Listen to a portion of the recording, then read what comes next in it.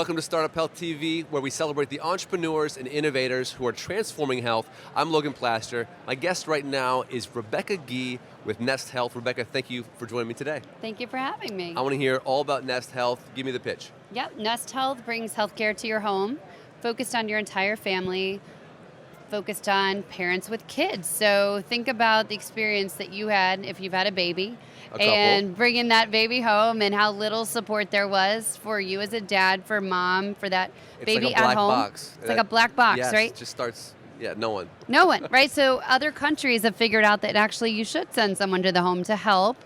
There are transitions of care for things like a knee replacement or a hip replacement, but we haven't figured out that when you have a baby, you need a transition of care. So Nest participates in that, but we also take care of families with kids of all ages. So we'll see you when your baby at home. We'll see dad, we'll see mom, we'll see baby, other kids in the home.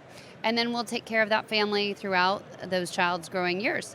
We can also take a family later if you have a 2 and 10-year-old and a mom. So we're focused on seeing that whole family at home, but participating in the support of raising kids and the health that parents need to optimize to be great parents and take care of themselves. Is the care delivered at home? Care's at home. Okay, so the location of care is part of the innovation of the business model. No bricks and mortar. Okay, no bricks and mortar. Mm-hmm. And the sort of the timing, you said sort of like understanding when a family needs care. Right. So what else is sort of different about how you deliver care? So, it's not so different than healthcare was 50 or 100 years ago, where you had a trusted provider. That's your provider. They know your story. They know your family. But we've gotten away from that. We've created a fragmented system of care.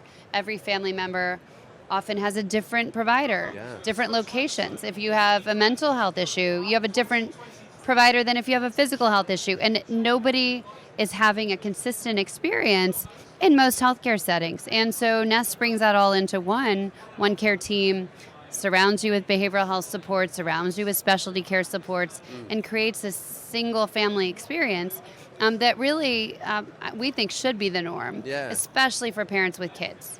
It sounds almost too good to be true. So talk to me about the business model, how you make it work. Yep. So, and even more complicated, we're focused on Medicaid. We're focused on those families who need this care the most, right? Yeah. So lower income families, families of color in this country are really having challenges, particularly, there's not only issues relating to inflation and everything that's happening in the current economic climate, but historically poor outcomes that are worsening. So even wealthy women in America are having challenges, but if you're a low-income woman, particularly a woman of color, a family of color, you have even greater health challenges. So, for example, I am more likely to die than my mother was in childbirth. We know that black women are 3 to 4 times more likely to die than white women in childbirth. We know that black infants are 2.5 times more likely to die than Caucasian infants. So we've got a real problem, and I've always been focused on where's the problem and how can I fix it? And so the problem is really that lower income families don't have access to transportation, time off work, and childcare, that those of us who can afford those things can get around those tricky, sticky issues that the healthcare system puts in our way to getting healthcare. So those families need it the most. Got it. So part of the reason why we're having this discussion is because you were on a panel about Medicaid, and specifically for the purposes of our channel, how startups can work with Medicaid and how they can have an impact with this really important population that might seem a bit daunting to an early stage company. Sure. So talk to me about the strategies that you employed to work with Medicaid and maybe what can translate to other businesses. So Medicaid is complex. It was a program that I ran when I was Secretary of Health. Led the Medicaid expansion with our governor to make sure that employed lower income adults could have health care. But it's critically... So you had an inside track. I had the inside track. Was CMO for Medicaid, so I've been a Medicaid fan of Medicaid for a very long time. But, look, in a state like Louisiana, about 60% of our pregnancies, our childbirths are on Medicaid. About 55% of our kids have Medicaid. Wow. So if you're someone that cares about low-income moms and kids, if you're someone who cares about making a difference for a population that really needs improved outcomes, Medicaid is where it's at. Yeah. So what are your tips for a startup that says, okay, I buy that. I want to go work with Medicaid. it's complicated. I don't know who to call. I don't know who to talk to. I don't know how to pitch in a way that that Medicaid understands. I want to address their particular challenges, but I don't know what they are because I don't know. It's a bit of a black box. Sure. So, what are your strategies? Sure. So we, one of the things that's great about America is we have a states-based approach to governing. We also have a states-based approach to Medicaid, right? Whereas Medicare is a federal program, you've seen one Medicare program. By and large, you've seen one Medicare program. Medicaid is different state by state. So first and foremost, you got to know your own state. Get to know state leaders, get to know the system, get to know the health plans. Most of Medicaid is being now administered by health plans that contract with the state. So all of that is important to get to know the landscape. You can look at Kaiser Family Foundation's information. You can read the newspaper, really start to understand Medicaid. Really important to talk to Medicaid clients. That's something that Nest did first, is go into homes.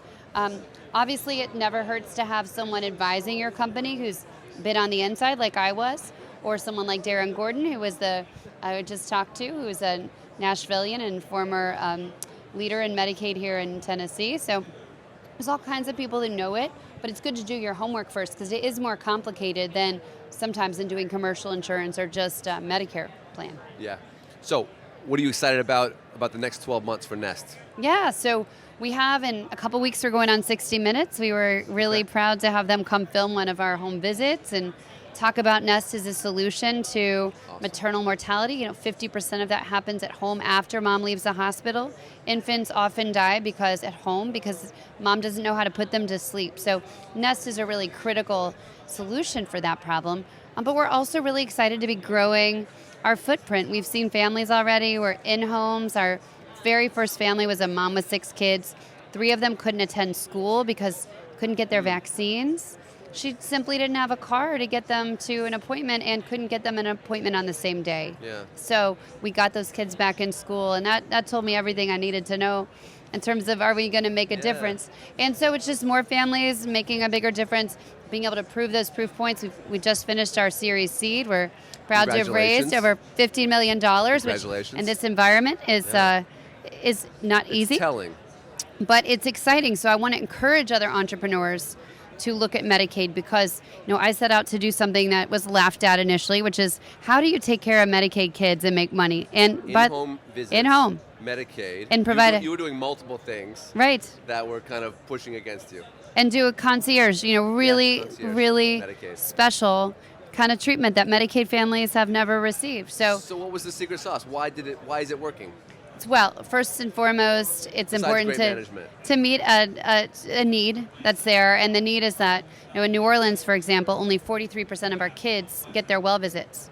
Wow. So we're missing almost 60% of our kids. So we have a problem to solve. So it's important to solve a problem, understand the problem. 50% of moms don't know who their PCP is, haven't been to the primary care doctor. I mean, heck, I haven't been to a PCP in 2 years. I'll take my kids, but this is just common as moms and dads will care for their kids before they'll do their own health care. But people know, just to push on that, people know that challenge, and I've heard it from a lot of people, but people have recognized and invested in you to address that challenge. That's right. So I'm sort of wondering, what is that secret sauce for you? People have said, you know what, we've heard a lot of potential answers to this, but we think this can work. Well, I think it's a compelling idea. I have deep experience in Medicaid and in federal and state policy. I'm a practicing doctor, so I have the credibility from a medical standpoint, and I've recruited the best team I've ever worked with, including my co-founder, Rebekah Gee, was a president of Landmark, has deployed home-based care models systematically in more than 20 states. So I have an incredible team, and they're able to execute this. So I think it's execution, it's the idea, and I think, people are looking for meaning. What's a compelling idea? And I think, frankly, just an app or just a technology, if you're really trying to address health equity, it's not enough. No. So I think that combination of in-person touch with technology or the hybrid model. We were recognized by CB Insights as one of 10 most promising hybrid primary care companies in the world this year. Congratulations. So the other thing is not that many people are doing it, because if you can get recognized as one of the 10 best and not even have opened a shingle yet, it means there's a need. So I would really encourage other founders to think about meeting those problems and not being afraid of Medicaid. But it is a $800 billion business. So there is a lot of money there. Wow. Well, it sounds like an idea whose time has come, and you are leveraging an amazing team to address it. So the pieces are there. So I congratulate you. It's going to be a big year for you. Thank you. Yeah, we're excited about it. We'll be watching your progress, and I appreciate you taking the time with me. Super, and if you want to be in the nest, you got to come to New Orleans. That's where you're starting. That's where we're starting. All right. I mean, the idea of home visits, the idea of wraparound family care sounds very attractive. So I hope more and more people get to benefit from it. Thank you. Thanks for talking with me. Thanks, Rebekah.